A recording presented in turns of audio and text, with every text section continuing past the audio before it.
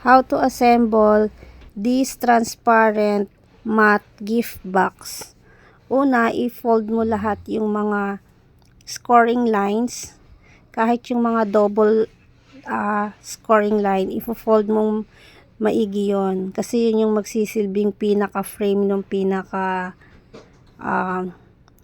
window box mo. So, yan.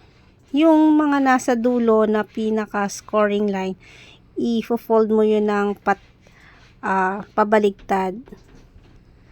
So, after nang fold mo, ibaligtad mo yung box, then i-roll mo yung dalawang side, i-connect mo yung nasa taas at baba, then i-fold mo yung pinaka part ng box niya sa top at saka sa bottom para maging mas malinis tingnan yung ating box sa loob.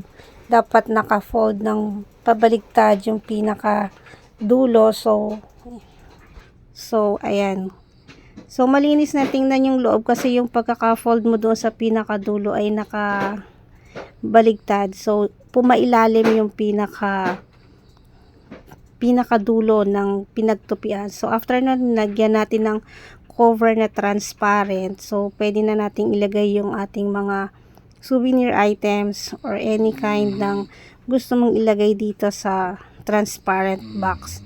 So, make sure lang yung pag-order mo ng size ng box is kakasya doon sa item na ilalagay mo.